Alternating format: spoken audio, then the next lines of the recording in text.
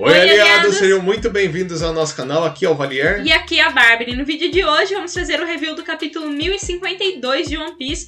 Um capítulo muito bombástico, como sempre, todo final de arco, o Oda vai colocando vários pontos que nos deixam muito intrigados. E nesse capítulo não foi diferente, né? O Ryokugyu aparecendo ali no final, cadê a Nico Robin e várias outras coisas super interessantes. Então se você gostou desse capítulo e gosta desse tipo de conteúdo, já deixa o like, se inscreva no nosso canal se você ainda não é inscrito e também considere a opção de se tornar um membro que é cheio de benefícios que com certeza vocês vão adorar. Sem mais delongas, bora pro review!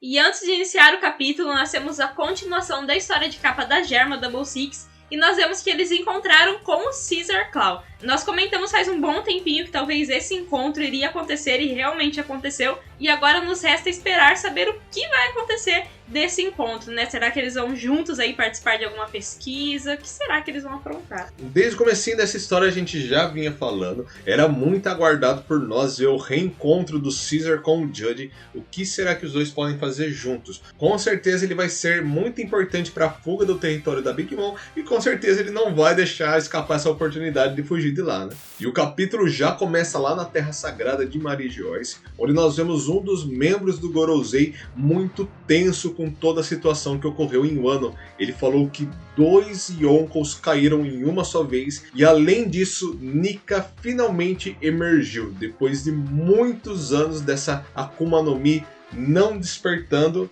Agora ela despertou e já despertou, causando um prejuízo enorme ao governo mundial. E qual será o conhecimento que o Gorosei tem do Nika, né? Como eles sabem tanto sobre esse antigo deus? Muitas pessoas falam da teoria dos Goroseis serem pessoas que receberam a cirurgia perene, né? Serem pessoas lá do século perdido. Será que realmente isso é verdade? E eles também falam que agora eles não vão poder esconder essa notícia. A queda dos 2 Yonkous com certeza vai chocar o mundo inteiro e eles se preocupam muito no que será daqui pra frente, né? Com certeza isso vai abalar completamente o mundo, que já estava abalado pelos acontecimentos do Reverie, né? Então teve a queda dos Shibukais e agora a queda de 2 Yonkous. Então realmente vai virar uma bagunça, né? E no meio de toda essa tensão que o Gorosei já estava passando, algo que não dá pra saber se foi um alívio para eles ou não, mas é que Zunisha saiu de Wano. E com isso, as fronteiras do país de Wano continuam fechadas, o país de Wano continua inviolável. Eu não sei até que ponto isso é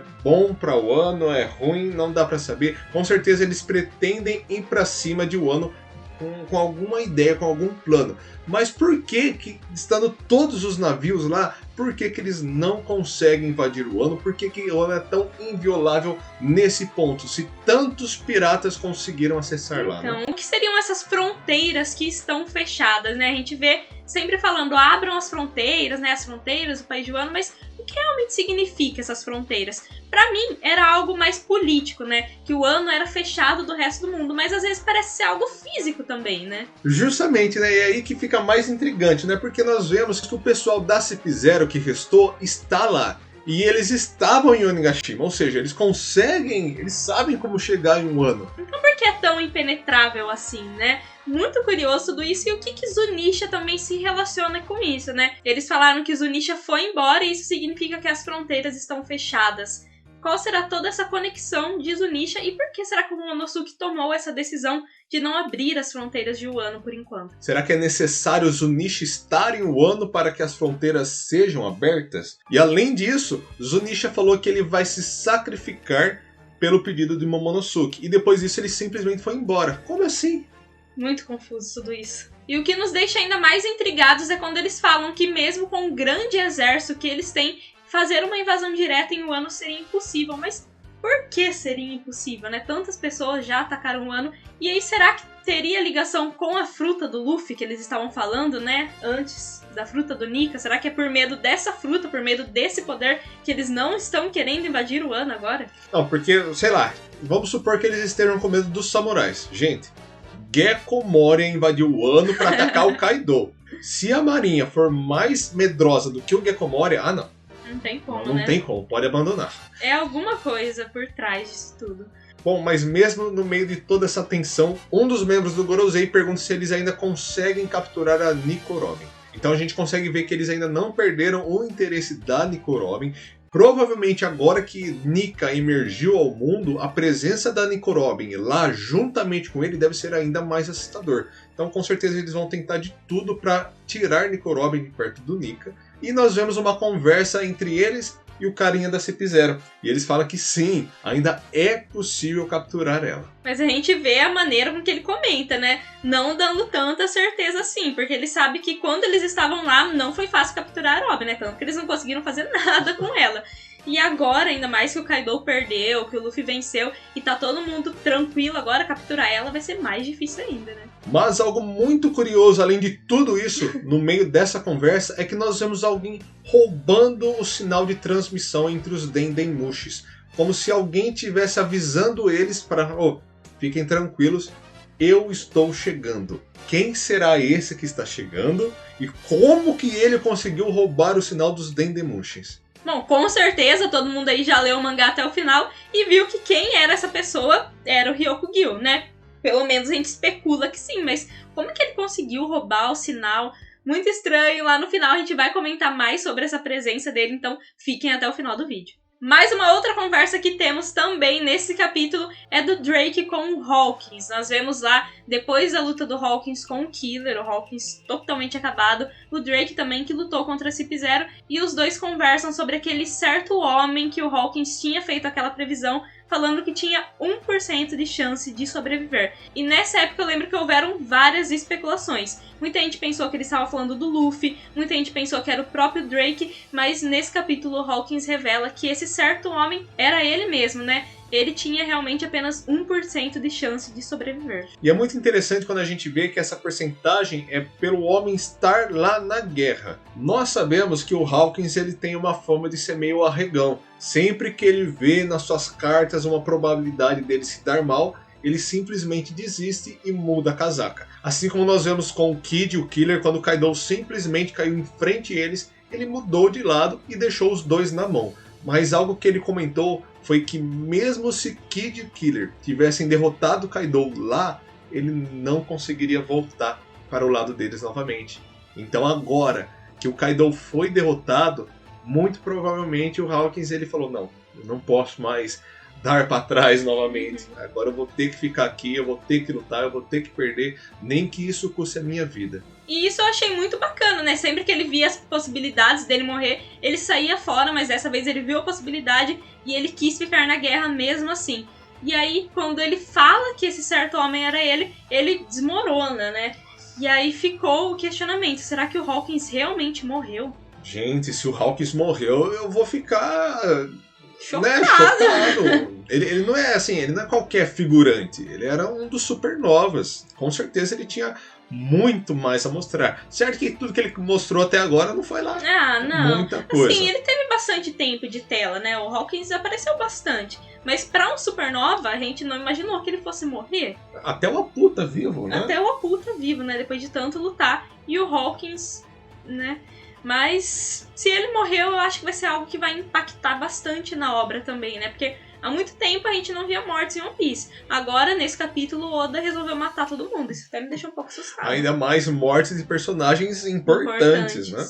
Bom, mas então 7 dias se passaram e nós vemos como está o país de Wano atualmente, né? O povo nem querendo tirar a decoração do Festival do Fogo, porque o Shogun atual, Momonosuke, já decretou que vai ter um novo banquete. Nós vemos também eles nas escolas, né? Como que vai ser o ensino daqui pra frente. A gente sabe que antes era só mentira que era ensinada para as crianças, mas agora eles realmente vão contar a verdadeira história do país. Nós vemos também o pessoal que antes passava fome, agora podendo comer, poder tomar água. Realmente muito bacana, depois de tudo que a gente viu eles passando, ver como tudo isso mudou. Nós vemos também o pessoal tirando todos os alimentos daquela fazenda exclusiva do Orochi e distribuindo à população. Nossa, isso foi simplesmente incrível. Mas agora eles vão ter muito trabalho para consertar o Wano, trazer ela de volta, né? Depois de tudo isso que eles passaram. Mas, pelo jeito, eles estão começando super bem. bem, além dessas situações que nós vimos, foi muito interessante ver a conversa entre cada um da população. Está sendo passado para todas as cidades, provavelmente, a verdade. Então nós vemos a história do Oden sendo contada, a história dos Bainhas Vermelhas, a dedicação do Denjiro, do Kawamatsu para proteger a Hiyori, que eles descobriram que ela é a verdadeira filha do Oden.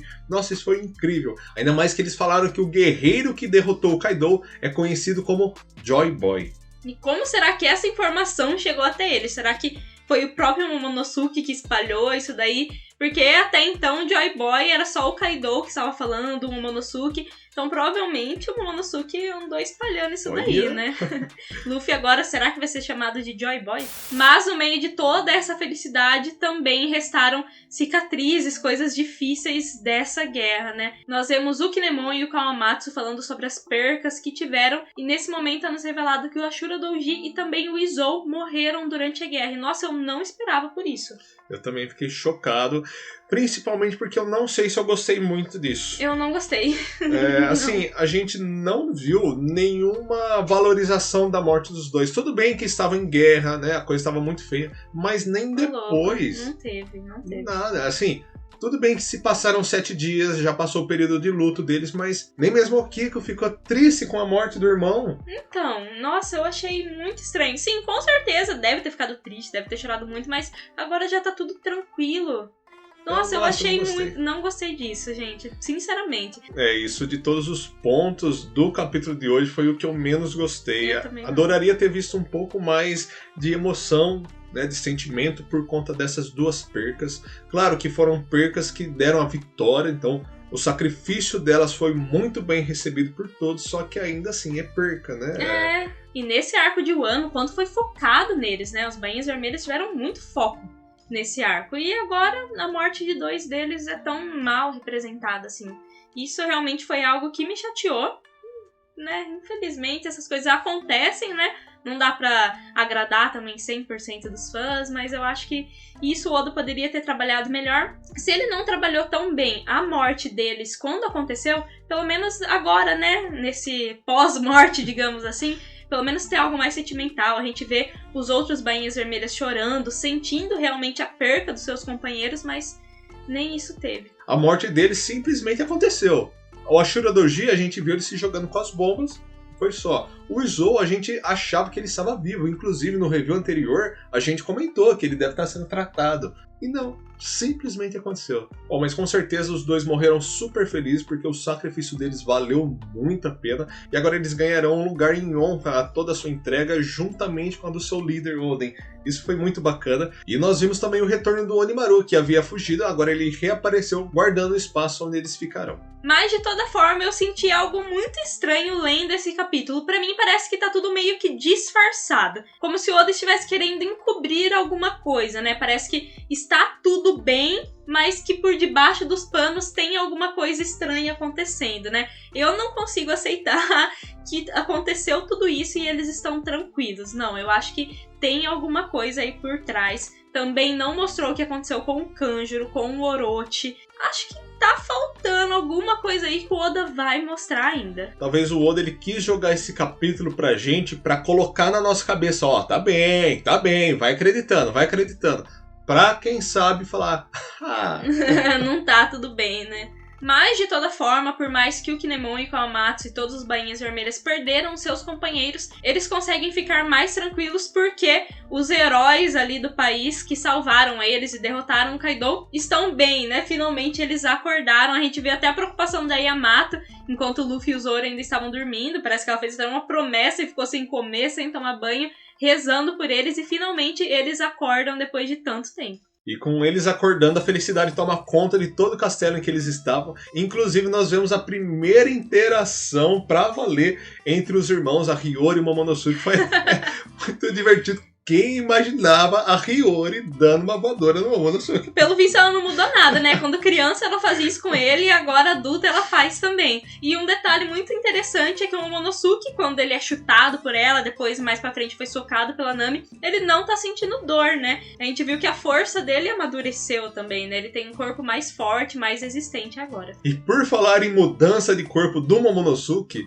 O Momonosuke ele simplesmente sai correndo todo empolgado para encontrar o Luffy, o Zoro, que eles acordaram. Fala pra eles que vai ter uma grande festa e os dois não reconhecem ele. E é verdade, né? Tanto o Luffy quanto o Zoro, eles não tinham visto o Momo nessa forma adulta. O Luffy viu o Momo na forma de dragão, né? Dragãozão lá e tal.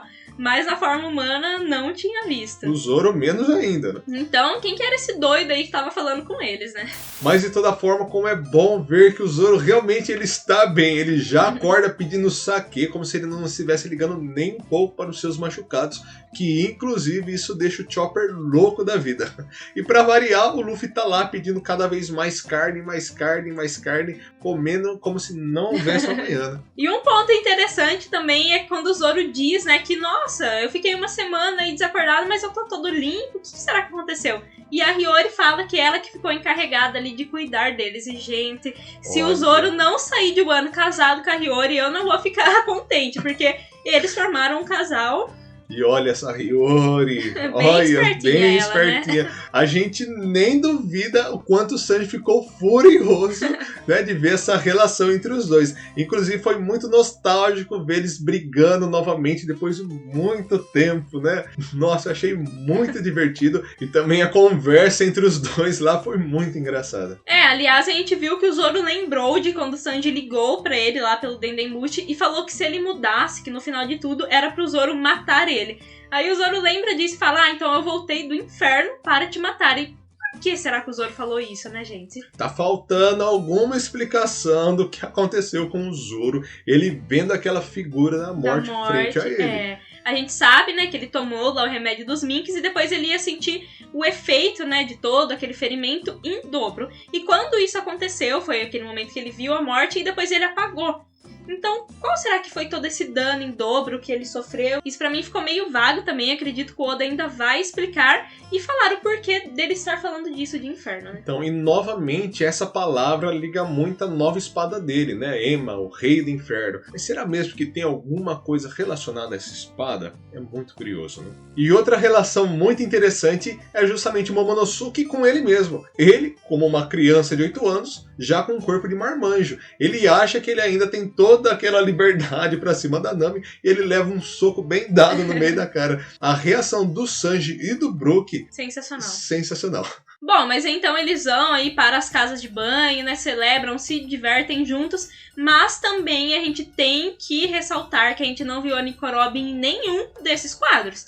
Tanto na casa de banho, quanto ali antes, depois com o Frank e o Usopp, a gente não vê a Nico Robin em nenhum lugar. Então, o que ela deve estar fazendo? Será que ela foi atrás dos poneglyphs? Ou será que alguém foi atrás dela? O que será que aconteceu com ela? Porque os outros dois, o Frank e o Usopp, que também não estão lá, a gente vê que eles estão lá na doca consertando o Frank Shogun. Mas ela é um mistério.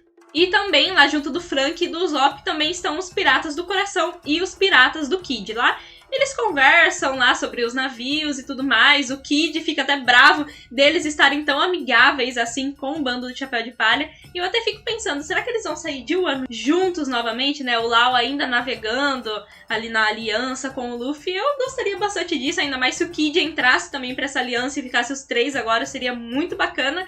Mas o mais interessante de tudo isso foi quando chegou a Apu com as novas recompensas. E inclusive essas novas recompensas chamaram muita atenção, porque o nome deles parece que ganhou um novo título, os Novos Imperadores. Nossa, e quais serão essas recompensas? Eu estou super ansiosa pra ver, com certeza do Luffy vai estar lá em cima, do Kid e do Lau também, mas com certeza ainda abaixo do Luffy, o Zoro, o Sanji, muito provavelmente ganharam também novas recompensas, né? Eu não consigo saber o que eu achei mais curioso, se foi essa questão das recompensas ou do Apu estar lá super amigável com eles. O Apu ele é muito interesseiro, né? Estando bom pra ele, é o que basta. Tanto faz, mas eles mal sabem que daqui a pouco mais alguém também pode estar lá com eles. Nós vemos voando pelos céus de Wano um almirante que nunca tinha aparecido até agora. E eu não sei o que eu acho mais estranho.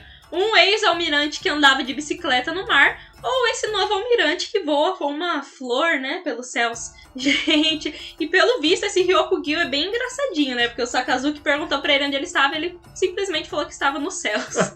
Esses novos almirantes, gente, nós não conseguimos saber o que nos aguardam. O Fujitora, por si só, ele já nos surpreendeu, deixando os piratas fugirem. Nós conseguimos notar uma grande diferença entre os almirantes pós-time skip e os almirantes pré-time skip. Aqueles almirantes antes do time skip, eles eram mais violentos, eles chegavam, já iam fazendo as coisas e não estavam nem aí pra nada. Os almirantes do pós-time skip, eles são um pouco mais tranquilos, cautelosos, né? Quando teve a aparição do Fujitora, né, por mais que todo mundo ficou espantado com o poder dele da gravidade, ele não chegou botando terror igual os outros. Ele foi bem mais na dele, né, analisando primeiro o que estava acontecendo em todo o contexto ali de Dressrosa. E agora o Ryokugyu parece que é um pouco mais tranquilo também. Mas vamos ver quando ele realmente chegar em Wano se a coisa vai pegar mesmo ou se ele vai ser mais um Fujitora assim da vida. Será que ele vai ir lá para saber como que está a situação, analisar, ver o que pode ser feito? Quem sabe talvez ele ajude a restaurar o Wano? Ou será que ele vai chegar lá simplesmente para capturar Nico Robin? E talvez tacar o terror em tudo. É ainda mais intrigante porque quando a gente lembra daquela ligação que ele interrompeu no começo do capítulo, nós nos recordamos que toda a galera da marinha ainda está lá aguardando por ele. E outro fator que também nos chama muita atenção é sobre essa flor, né? E ele voando pelo céu com essa flor. A gente já comentou, acho que em live, sobre a Akuma no Mi do Ryokugyu, que muitos especulam ser a Akuma no Mi da planta, né? Por aquele fato dele fazer fotossíntese e por isso ele estar há tanto tempo sem se alimentar. E agora a gente vê isso da flor. Provavelmente a Akuma no Mi dele é relacionada com plantas, né? Mas eu achei super bizarro essa flor dele. Com certeza deve ser um girassol pra estar girando assim. Só pode ser. Mas então eram esses pontos que nós gostaríamos de trazer aqui para vocês. Faltando algumas coisas, como por exemplo, o que aconteceu com a Big Mom e o Kaido. Nesse capítulo nós não tivemos referência alguma para eles. Será que eles simplesmente morreram e acabou a era deles? Nossa, mas eu acho muito difícil, louco. 2 personagens muito importantes pra morrerem assim. Gente, eu não sei, eu fiquei tão acostumada com a falta de mortes em One Piece, que agora que essas mortes parecem que estão ocorrendo, não sei se eu tô gostando. Não, mas o Kaido, né, não sei se vocês sabem, mas eu gosto muito dele como personagem, não quero que ele tenha morrido, mas acho muito difícil, né, eles terem morrido. Muito provavelmente não, né. Ainda tem a questão do bando da Big Mom também, que estava chegando ali em Wano. Será que agora eles vão chegar pra resgatar ela e resgatar também o Kaido? Tem o Queen, o King, o resto da tripulação do Kaido. O que será que aconteceu com eles? E também a parte do Luffy, né? A gente viu que ele voltou agora, tá completamente de boa. Mas quais serão os impactos que o despertar da fruta causou nele, né? Com certeza algum dano no corpo dele deve ter deixado. Bom, pessoal, esse foi o nosso review do capítulo 1052 de One Piece. Esperamos muito que vocês tenham gostado. Aproveitamos para avisar vocês que One Piece vai entrar em um pequeno hiato de 1 mês agora. Diz o Oda que é para se preparar para a saga final que está por vir. Lembrem de deixarem nos comentários o que vocês acharam desse capítulo, também do nosso review. Deixem sugestões de vídeo para nós, ainda mais nesse mês que não teremos capítulo. E vamos ficando por aqui, né? Então até a próxima. Tchau!